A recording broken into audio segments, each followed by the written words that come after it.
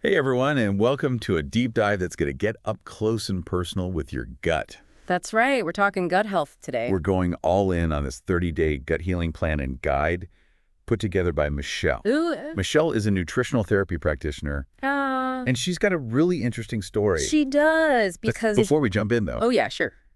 real quick disclaimer. Michelle's not a doctor. Of course. This guide is for informational purposes only. Right. It's not a substitute for medical advice. Absolutely. Always talk to your doctor before making any major dietary changes. Always. Always a good reminder. Yeah. Okay, so back to Michelle. Right. She was diagnosed with Hashimoto's disease at just 17. Wow. Can you imagine? That's young. So young, dealing with that. Yeah. And through her own journey with that, she discovered the power of nutrient-dense foods to heal her gut. And you can really feel that personal touch. Oh, absolutely. In this guide. Yeah, her approach is all about going beyond just the what to eat. And delving into the why behind it. I like that. Addressing gut health from every angle. So let's get into that. Why? Yeah. Why is gut health so important? Okay, so get this. 70 to 80% of your immune system lives in your gut. Seriously. I know. I never knew that. It's mind-blowing, right? It is. So when your gut is out of whack, we call that dysbiosis. Dysbiosis. Meaning an imbalance of good and bad bacteria. Gotcha. It can trigger this domino effect of problems. Like what kind of problems? Well, think about it. Your immune system is so busy fighting inflammation in your gut that it doesn't have the energy to focus on other things. Oh, so it's like distracted. Exactly. Okay. And that can lead to issues you wouldn't even think were connected to your gut. So like what are we talking? Joint pain. Really? Skin problems. Even brain fog. Brain fog. All of that can be tied back to gut health. That's wild. It is. Michelle's guide really highlights those connections. It does. Okay, so that's super interesting. Yeah. Poor gut health can show up in all these unexpected ways. Right. But what causes that imbalance in the first place? Is it just bad eating habits, or is there more to it? It's definitely not just bad eating habits. Okay. I mean, a poor diet is a factor for sure. Yeah. But there's a lot more to the story. Okay. Think about chronic stress, the overuse of antibiotics, even nutrient deficiencies in the soil where our food is grown. Really? The soil? Yeah. It can all disrupt that delicate balance of bacteria in your gut. So it's like this complex web of lifestyle, environment, and of course, the food we eat. No wonder there's no magic bullet for gut healing. It's about taking a holistic approach. I see. And addressing all those potential contributors. Okay, so now Michelle calls her approach food is medicine. I love that. I love that too. Yeah. And she has an 8-step plan to heal your gut. Okay. Where do we even begin? Well, step 1, the most important step, is removing stressors. Stressors. Yeah, she specifically calls out grains, dairy, and processed foods. The usual suspects. As major culprits. Yeah. That can be super inflammatory for a lot of people and hinder gut healing. So it's like hitting the reset button on your diet. Yes. Clearing out the junk to make space for the good stuff. Absolutely. And that leads us to step 2. Okay. Replacing those stressors with healing foods. All right. And this is where things get interesting. I'm intrigued. Tell me more. Michelle is a huge advocate for bone broth. Bone broth. Yeah, it's like a warm hug for your gut. Okay, I'm listening. What's so special about bone broth? Well, think of it as liquid gold for your gut. Liquid gold? Okay. It's packed with collagen, which acts like a soothing balm for your intestinal lining. Helping to repair damage and reduce inflammation. Interesting. And it's also a great source of gelatin and amino acid. Okay. Which further support gut healing. So bone broth is in. Yes. What else is on this healing foods list? Fermented foods. Yes. Things like sauerkraut, kimchi, coconut yogurt. Okay. All teeming with beneficial bacteria. Probiotics. Exactly. It's like giving your gut a boost of friendly reinforcements. I do feel better when I eat fermented foods regularly. That's great. So bone broth, fermented foods, anything else? Oh, yeah. She also emphasizes pastured protein. Okay. Wild-caught fish and loads of veggies. All right. She gives a detailed list in the guide explaining why each food is beneficial. So it's like tapping into this ancient wisdom of food as medicine. It's so cool. It really is. So we've removed the stressors. Yes. Replaced them with healing foods. Right. What's next? Step 3, regaining your digestive fire. Ooh, digestive fire sounds intense. It's all about improving digestion through mindful eating. Okay, I can get behind that. Yeah, Michelle even includes a challenge to chew each bite 30 to 40 times. Whoa, 30 to 40 times. I know it sounds like a lot. It does. But it makes such a difference. I guess slowing down and really chewing must help us digest better. It does. Chewing actually triggers the release of digestive enzymes, Oh, wow. which prepare your stomach for the incoming food. Fascinating. And chewing thoroughly breaks down the food into smaller particles, Ah. making it easier for your body to absorb nutrients. So it's not just about manners. Right. It's about getting the most out of our food. Exactly. Okay, I'm going to try to be more mindful about chewing from now on. I think we all could. Okay, so we're chewing like champs now. Yes. It's next. Step 4, rebalancing your macros Macros. to stabilize blood sugar levels. Okay, so we all know sugary treats Right. can mess with our energy levels, Right. but they're also affecting our gut. They are. I never really thought about that connection, Yeah, it's important, those refined carbs we often crave. like candy and white bread and stuff. Yeah, they're stripped of their fiber and nutrients. And that leads to those rapid spikes and crashes in blood sugar. And that's bad for our gut. It is. It's super stressful for your body, including your gut. So it's not just about our waistlines. Right. It's about the balance of bacteria in our gut. Exactly. Got it. So what's the alternative to all that sugar? Michelle encourages focusing on healthy fats, Right. plant-based starches, along with adequate protein. So balanced meals are key. Yes. Okay, step 5, what's that all about? Step 5 is all about reinoculating the gut with good bacteria. Reinoculating. And repairing the intestinal lining. Okay, break that down for me. What does reinoculating even mean? It's about giving those beneficial bacteria a helping hand. Okay, how do we do that? Remember those fermented foods we talked about? Yeah. They introduce good bacteria into your gut, and they create a more acidic environment that helps those good bacteria flourish. I see. So we're not just adding good bacteria, Right. we're creating the perfect environment for them to thrive. And what about repairing the intestinal lining? So a damaged intestinal lining can lead to leaky gut syndrome. Leaky gut. That sounds serious. It can be. Yeah. What is that exactly? Basically, undigested food particles and toxins can leak into your bloodstream, Oh, no. triggering inflammation and all sorts of other problems. So how do we fix leaky gut? Well, the good news is it's often reversible Okay. with the right approach. And what's the right approach? Bone broth is a superhero here, too. Bone broth again. Yeah, the collagen and gelatin in bone broth can Oh. actually help soothe and seal the gut lining, Interesting. promoting healing and reducing inflammation. Wow, bone broth really is a powerhouse. It is. So we're not just adding good bacteria. Right. We're also giving our gut the building blocks to rebuild and strengthen itself. Exactly. Powerful stuff. It is. Okay, what's next on the list? Step 6, rest and relaxation. Wait, rest and relaxation? Yeah. As in like taking a nap. Pretty much. How does that help my gut? Well, chronic stress Oh, yeah, we talked about that. is just as detrimental to your gut health as a poor diet. Seriously. Yeah. When you're stressed, your body releases cortisol, which disrupts the balance of your gut bacteria, Okay. increases inflammation, and even slows down digestion. Wow, I had no idea stress could have such a big impact. It does. Michelle really emphasizes managing stress, Okay. whether it's through meditation, spending time in nature, I love them. or engaging in activities you enjoy. So important. She even suggests working with a therapist if stress is a major issue for you. Good advice. Yeah. Okay, stress management is officially on my gut healing to-do list. Good. What's step 7? Step 7, food rotation. Food rotation. Uh-huh. What's that? Michelle suggests following a 4-day rotation strategy to avoid developing food sensitivities. I've never heard of that. Yeah. So when you have gut issues, Okay. your gut lining can become more permeable. Permeable. Remember we talked about leaky gut? Right. Well, that permeability allows partially digested food particles to enter the bloodstream. Okay. And your immune system can see those particles as invaders, Oh. triggering an immune response, Gotcha. and potentially leading to food sensitivities. So by rotating our foods, Yeah. we're giving our immune system a break Exactly. and reducing the chance of developing sensitivity. Okay, so how does that work practically? Michelle suggests not eating the same foods every single day for 30 days. Okay.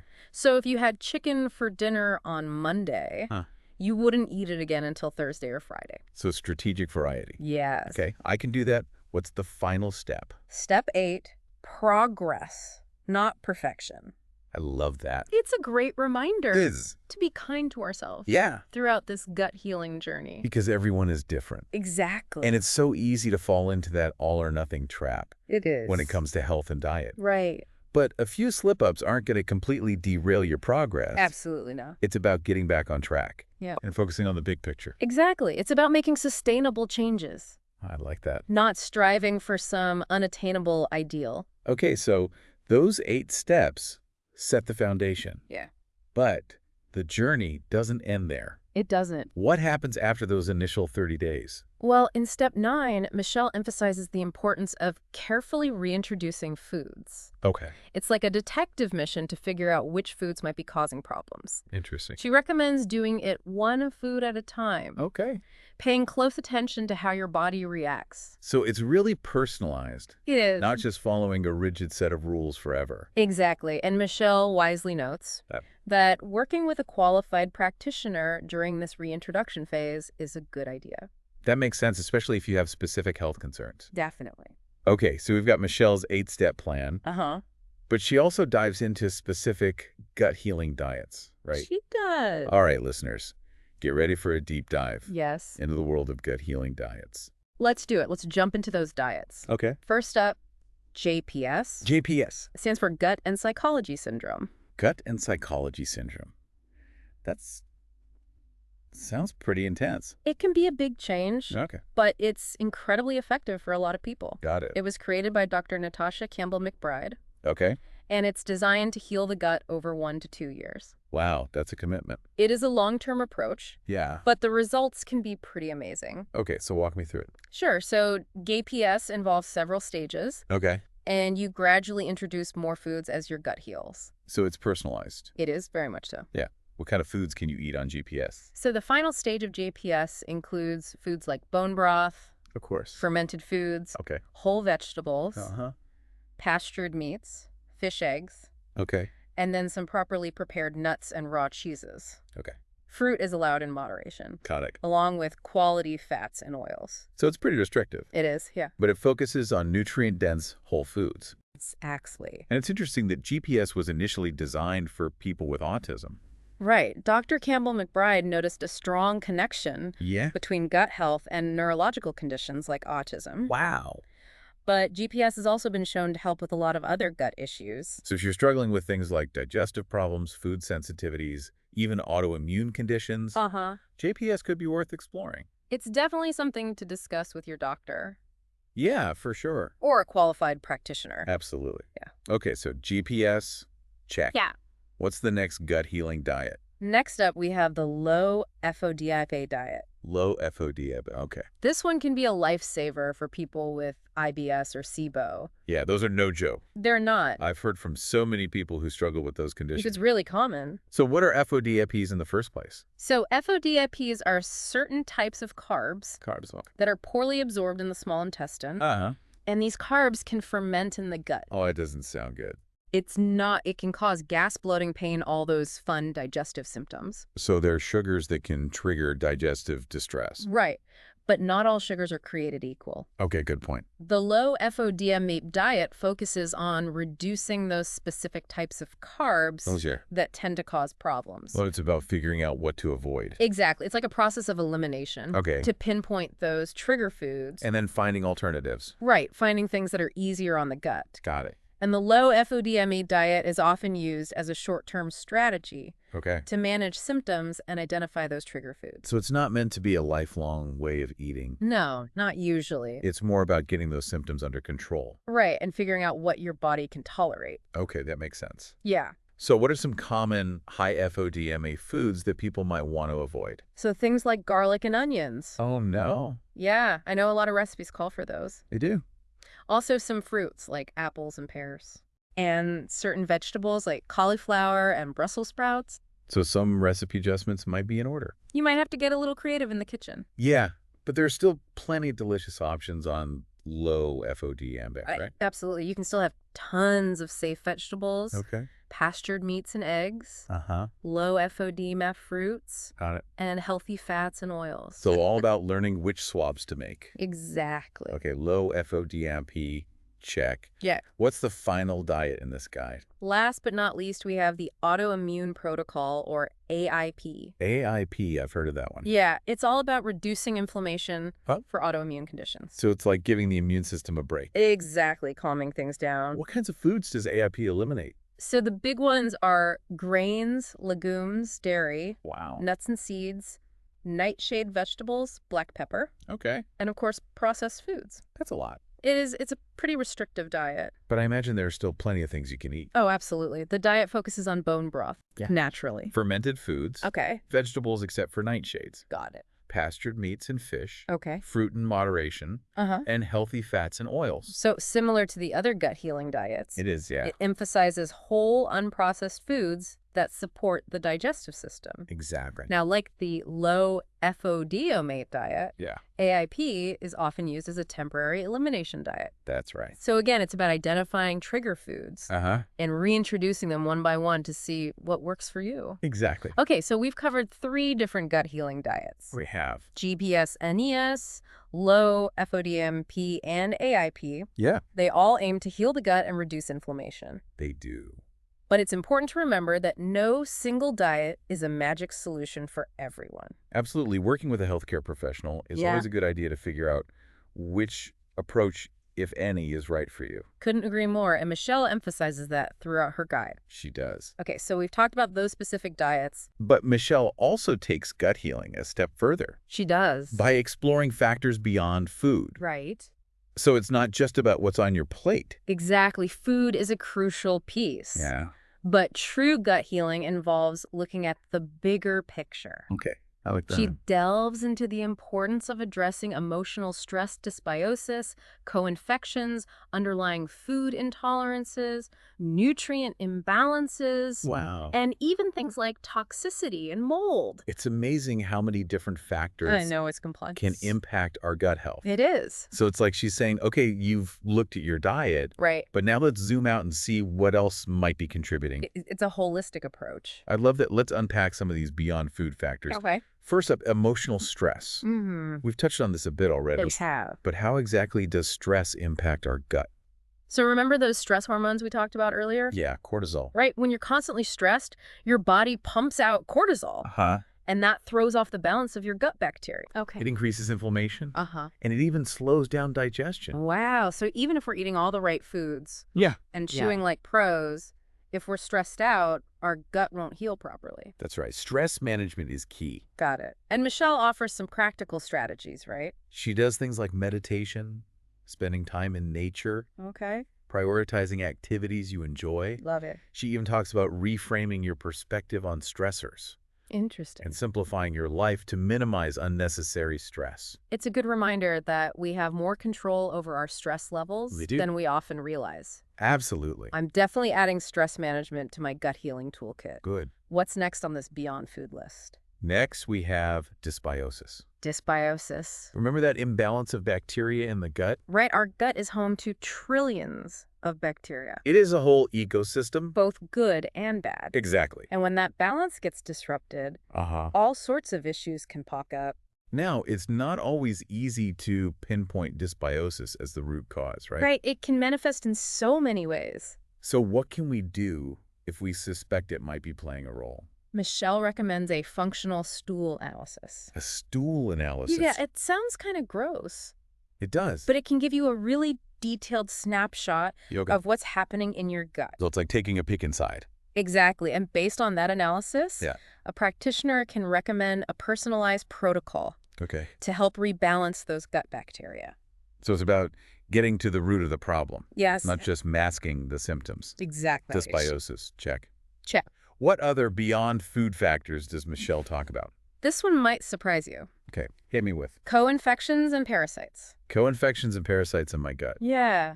Okay, now that does sound a little scary. I know, it's not the most pleasant thing to think about. No, it's not. But a damaged intestinal lining can make us more vulnerable to these unwelcome guests. So these infections can make gut problems even worse. They disrupt the balance of bacteria, making it even harder for the gut to heal. It's a vicious cycle. It is. So if our gut is already compromised, it's easier for these things to take hold. Right. What are some signs that co-infections or parasites might be an issue? Well, things like a history of food poisoning, Okay. unexplained inflammation, persistent digestive problems, Okay. or even issues like skin problems and fatigue could be red flags. So those are definitely things to watch out for. Yes. If we're experiencing any of those symptoms, Yeah. it's worth considering this as a possibility. It is. And again, working with a practitioner to get testing Right. can help determine if this is a factor. Co-infections and parasites noted. Noted. What's next? She talks about underlying food intolerances Okay. and nutrient imbalances. Food intolerances make sense, but what about nutrient imbalances? So even if you're eating a healthy diet, you could have underlying deficiencies or imbalances. Okay. That are contributing to your gut issues. So it's not just about the food itself. Right. It's about how well our bodies are absorbing and utilizing those nutrients. Exactly. Michelle points out that even foods typically considered healthy can cause problems for some people. So personalized nutrition is really key. It is. What works for one person might not work for another. Absolutely. And that's where working with a practitioner can be so helpful. It is. To help you identify any underlying food intolerances or nutrient imbalances. Right. Underlying food intolerances and nutrient imbalances. Check. Check. It seems like Michelle has thought of everything. She's very thorough. But is there anything else? Well, Michelle acknowledges that there are even more factors that can impact gut health. Like what? She has an et cetera category. Et cetera. Where she mentions things like heavy metal exposure, Oh, wow. mold, and other environmental toxins. So it's complex. It is. There's always more to learn. It's fascinating, but it can also feel a little overwhelming. It's a lot to take in. It is, but it's about taking it one step at a time. Okay. And focusing on what you can control. I like that. And Michelle provides a really practical framework for doing just that. Okay, so we've explored Michelle's 8-step plan. We have. We dived into 3 different gut healing diets. Yes. And we uncovered all these additional factors that can influence gut health. It's a lot. It's a lot. I feel like we've just scratched the surface of this complex and fascinating world. Puts a whole universe in there. It is. But hopefully this has given our listeners a good foundation. I hope so. For understanding their own gut health. Yeah. And taking positive steps toward healing. Absolutely. Now, before we wrap up, Okay. let's talk about the practical side of things. Yes. How does Michelle's meal plan work in practice? So she lays out a clear framework for putting her meal plan into action. Okay, what's the framework? Shop, prep, eat, customize. Shop, prep, eat, customize. I like it. It's simple and actionable. Tell me more. So first there's shop. Michelle provides detailed shopping lists for each week of the plan. Awesome. And she really emphasizes sourcing quality ingredients. So it's about prioritizing those whole unprocessed foods. Yes. And supporting local businesses whenever possible. Lies a win-win. I love that. Yeah, and then there's prep. Whoa. Michelle provides comprehensive prep guides for each week, outlining how to batch cook meals in just 2 rounds. 2 rounds, that's it. That's it. I love batch cooking. It's a lifesaver. It is. Her prep guides walk you through every step. Okay. And she even includes tips on storing and reheating meals. So helpful. So they stay fresh and flavorful. So you're not eating the same thing every day. Exactly. Okay, and then of course there's the most enjoyable part, eat. Yes, savor each bite, eat in a relaxed state. Right. Mindful eating. Exactly. We talked about that earlier. Uh-huh. So important for healthy digestion. It is. Okay, shop, prep, eat. What about customize? So Michelle recognizes that everyone is different. Yeah. And she provides a ton of tips for adapting the meal plan. So helpful. She has a handy servings guide to illustrate what a balanced gut healing plate should look like. I like that. Even if you're creating your own meals. So what about specific dietary restrictions or preferences? Michelle encourages experimenting and finding what works best for you. Okay. She gives guidance on making seasonal swaps, using substitutions, adjusting portion sizes, even choosing snacks that align with the plan. So it's a truly personalized approach. It is. That's fantastic. Mm-hmm. I'm sure listeners have a lot of questions about all this. I'm sure they do. What are some common ones that Michelle addresses? One of the most frequent questions is, what if I can't eat a certain food? That's a great question. It is. Because we all have different tastes and sensitivities. Absolutely. So what does she say? Michelle's response is simple. Don't eat it and make a swap. I love that. She provides a list of simple swaps for common ingredients. So if you're allergic to shellfish, for example, You can just swap it out for chicken or another protein source. Right. It's about being flexible and adaptable. Makes sense. What else do people ask? Can I make seasonal swaps? That's a good one. Because not all ingredients are available year-round. Of course. Right. Michelle encourages people to eat seasonally whenever possible Right. and adapt recipes based on what's fresh and available. I love that it's about working with nature's rhythms. It is. What other questions does Michelle address? Another big one is, how do I break down meals if I'm meal planning on my own? That's a good one. Yeah, it can be tough to figure out how to create balanced meals from scratch. Yeah. Michelle recommends referencing her servings guide Okay. and including protein, fat, and complex carbs at each meal. So she's empowering listeners to create their own gut-healing meals, Exactly. even beyond the recipes in the guide. Exactly. But of course, there are questions about hunger and portion sizes. Right. What does she say about that? Michelle emphasizes that everyone is different and encourages adjusting portion sizes as needed. Okay. If you're still hungry, she suggests adding more healthy fats. Healthy fat's my favorite. They're very satisfying. Okay, what's her advice on snacking? Michelle says snacks are fine in moderation, Okay. but she encourages choosing nutrient-dense options. Like what? Things like coconut bites, veggies, and avocado. Okay. Or a collagen smoothie. So we're not depriving ourselves. No. We're just making conscious choices Exactly. that support our gut health. It's all about balance I like it. and finding what works for you. Okay, so Michelle provides a ton of support and guidance She does. throughout the entire process. She walks you through it step by step. This has been such an insightful deep dive It has. into Michelle's approach to gut healing. So much good information. I know we've covered so much ground, I have. from the science behind those specific diets to the practicalities of putting a gut healing meal plan into action. It's a lot to digest. It is. Pun intended.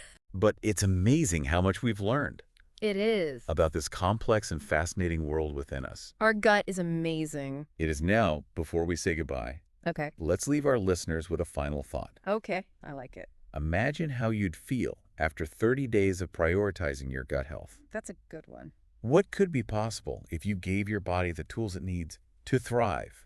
Powerful question. It's a reminder that gut healing is about so much more It is. than just fixing digestive problems. Right. It's about reclaiming your energy, boosting your mood, unlocking your full potential. I love that. It's about feeling your best from the inside out. Yes. So, listeners, I encourage you to continue exploring this topic. Yes. Experiment with what you've learned Absolutely. and seek out personalized support if you need it. Great advice. We'll include Michelle's contact information in the show notes. Perfect. If you're interested in diving deeper into her 30-day plan, Great. until next time, keep those minds curious Yes. and keep diving deep. Happy gut healing. Okay, so we've talked about the why of gut healing, and we've explored all these different approaches. Yeah. But now I kind of want to get practical. Mm-hmm. What does it actually look like Yeah. to follow Michelle's 30-day gut healing plan? Okay. What can listeners expect? So Michelle provides a ton of tools to Okay. make this process as easy and enjoyable as possible. I like that. Think like detailed shopping lists, prep guides, even meal schedules. Okay. So you're not just out there on your own. Yeah, I like that it's not just theoretical. It's Right. like, here are the tools. Exactly. Tell me about these shopping lists. Okay, so each week of the plan Uh-huh. has a specific shopping list. Okay. And Michelle really emphasizes sourcing quality ingredients. Like organic and stuff? Yeah, exactly. Okay. Organic, grass-fed, pastured, all Okay. that good stuff. So where are we shopping? She encourages like farmers markets, co-ops, local farms, love that. places where you can get the good stuff. Connecting with your food sources, Yeah. supporting local businesses. It makes a difference. It does. And then what about these prep guides? Oh, the prep guides are amazing. Okay. She's all about batch cooking. Patch cooking is my jam. It's a lifesaver, It is. especially for busy people Right. who want to eat healthy but don't want to be in the kitchen all the time. All the time, exactly. So she lays it out so that you can batch cook all your meals Good. in just 2 rounds each week. 2 rounds, that's it. That's it. That's manageable. Right. Okay, tell me more. So the prep guides walk you through every step. Uh-huh. She even includes tips on how to store and reheat everything So important. so that it stays fresh and tasty. You're not eating soggy leftovers all week. Exactly. Okay, so we've shopped, we've prepped, Yes. now we eat. Now comes the fun part. The best part. Right. And Michelle really encourages you to savor each bite. Okay. Eat in a relaxed state. Right. Digestion starts in the mind. It does. And taking the time to enjoy your meals is so essential for gut health. Mindful eating, we talked about that. Yeah. And it's so crucial for gut healing. It really is. It's not just what you eat. Right. How you eat it. The whole experience. Okay, so we've talked about shop prep, eat. Yeah. What about customize? Okay, so the customize part. Because one size doesn't fit all when it comes to nutrition. No, definitely not. So how does Michelle handle that? So Michelle provides a ton of helpful tips for adapting the meal plan to fit your individual needs. Love that. She has this amazing servings guide Okay. that shows you what a balanced gut healing plate should look like, Okay. even if you're not following her recipes to the letter. So helpful. It is. What if someone has dietary restrictions? Okay, so Michelle encourages you to experiment and find what works best for you. Makes sense. She gives guidance on making seasonal swaps, using substitutions, adjusting portion sizes. That's great. So really making the plan work for you. So it's flexible. It is very much so. I love that. Okay, so I'm sure listeners have a million questions. I'm sure they do. What are some common ones that she addresses? A very common one is, what if I can't eat a certain food? Yeah, because of an allergy or something. An allergy or a dislike, or it's just not available. Right. And Michelle's answer is simple. Don't eat it and make a swap. I love her simple answers. Me too. Hi.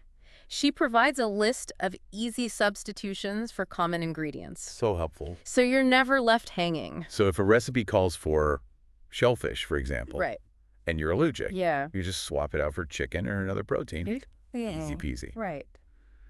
Okay, what else? Can I make seasonal swaps is a big one? Yeah, that makes sense. Because not everything is available year-round. Of course. And Michelle really encourages people to eat seasonally whenever possible Okay. and adapt recipes based on what's fresh and available.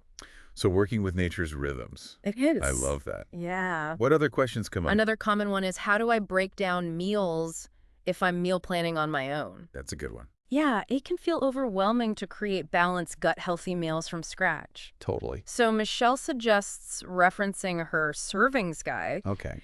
and sticking with that basic formula Uh-huh. of protein, fat, and complex carb. At each meal. Yes. So she's giving people the tools to build their own meals. Exactly. Beyond the recipes in the guide. Exactly. What about hunger and portion sizes? So she stresses that everyone is different Yeah. and encourages you to adjust portion sizes as needed. Makes If you're still hungry, Yeah. add more healthy fats. Healthy fats, I'm always down for more healthy fats. They're very satisfying. Okay, and snacking, is that allowed?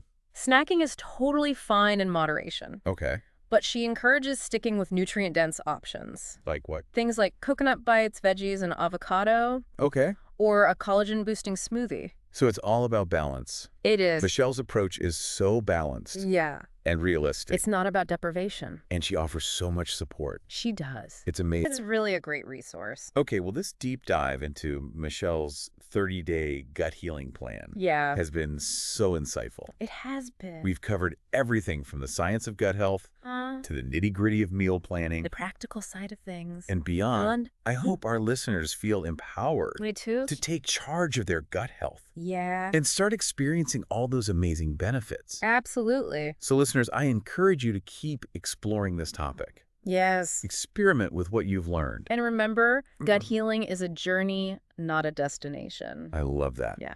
And if you want to dive into Michelle's 30-day plan, Okay. you can find her contact info in the show notes. Perfect. Until next time, Yes. keep those minds curious and keep diving deep. Happy gut healing, everyone.